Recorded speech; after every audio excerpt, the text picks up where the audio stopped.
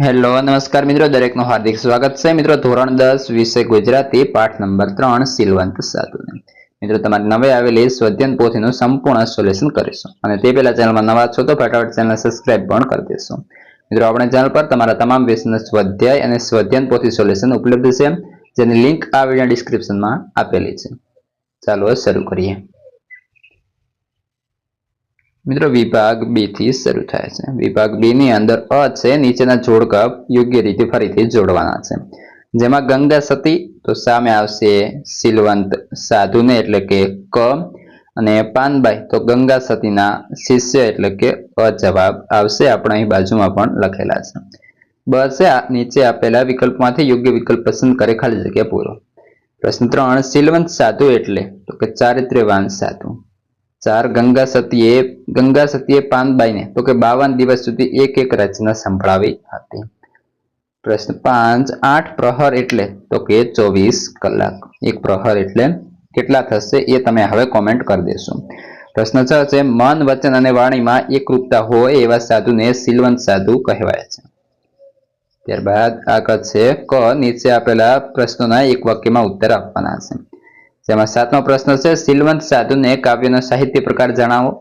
સિલવંત સાધુને કાવ્યનો સાહિત્ય પ્રકાર ભજન છે પ્રશ્ન 8 સિલવંત સાધુને કાવ્ય ગંગા સતીના કયા સંગ્રહમાંથી લેવામાં આવ્યું છે સિલવંત સાધુને કાવ્ય ગંગા સતીના ભજન સંગ્રહમાંથી લેવામાં આવેલો છે પ્રશ્ન 9 ગંગા સતી કેવા સાધુને વારંવાર નમવાનું કહે છે ગંગા સતી સિલવંત સાધુને વારંવાર નમવાનું કહે છે પ્રશ્ન 10 જેના બદલે નહીં વર્તમાન રે આ પંક્તિમાં વર્તમાન શબ્દનો અર્થ કરશો તો જેના બદલે નહીં વર્તમાન રે આ પંક્તિમાં વર્તમાન શબ્દનો અર્થ વર્તન વ્યવહાર થાય છે ત્યારબાદ પ્રશ્ન 11 છે ગંગા સતીનું પૂરું નામ જણાવો તો ગંગા સતીનું પૂરું નામ ગંગાબા કહળસંગ ગોહિલ છે પ્રશ્ન 12 સિલવંત સાધુ હંમેશા શાનો વેપાર કરે છે સિલવંત સાધુ હંમેશા ભજનનો વેપાર કરે છે મિત્રો વિડીયોને લાઈક અને તમારા મિત્રોને પણ શેર કરવાનું ના ભૂલાય ડ નીચે આપેલા પ્રશ્નોના 3-4 વાક્યમાં ઉત્તર આપો 13મો પ્રશ્ન છે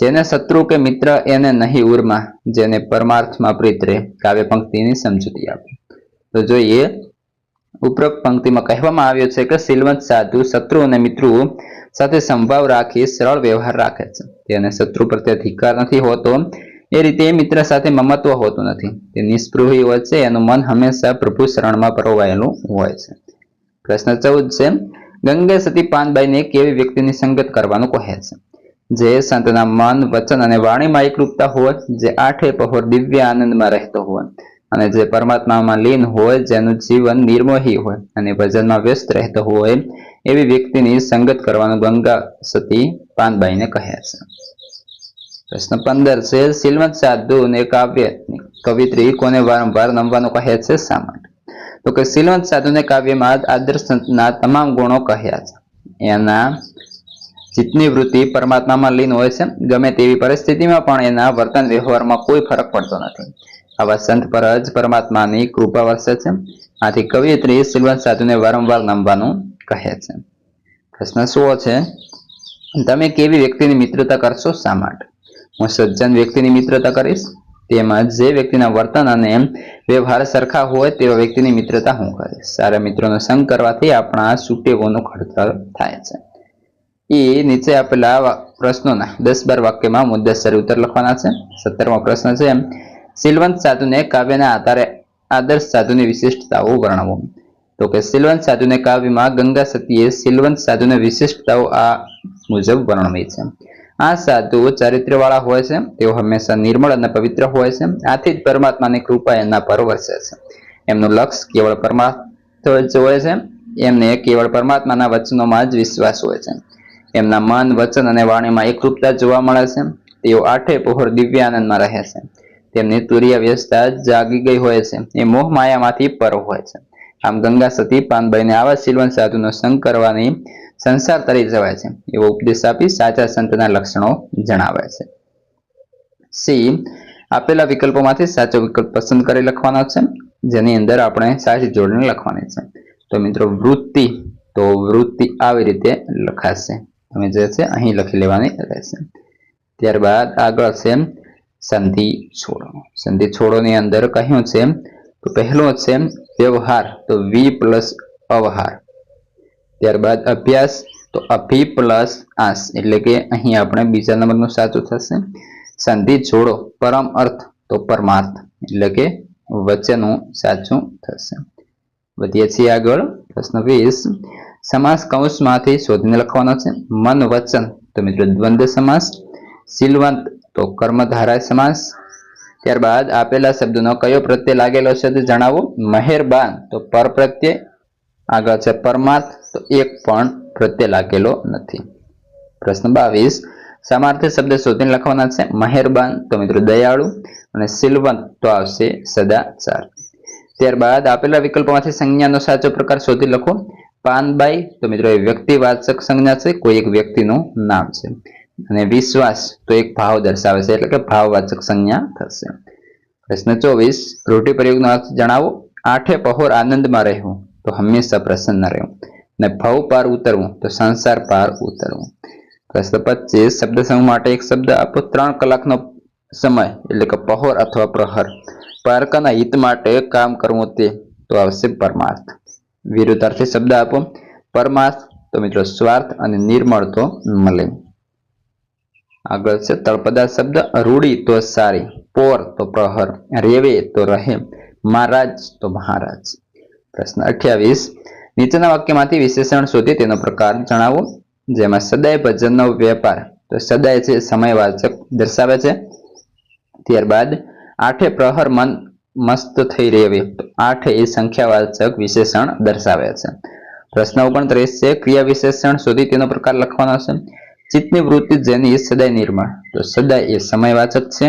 જ્યારે શીલવંત સાધુને વારે વારે નમીએ તો વારે વારે એ પણ સમયવાચક થશે. ધ્વનિ શ્રેણી આપણે છૂટા પાડવાના છે. વૃત્તિ વ પ્લસ રૂ પ્લસ ત પ્લસ ત પ્લસ ઈ. ત્યારબાદ પ્રીત તો પ પ્લસ ર પ્લસ ઈ પ્લસ ત પ્લસ અ થશે.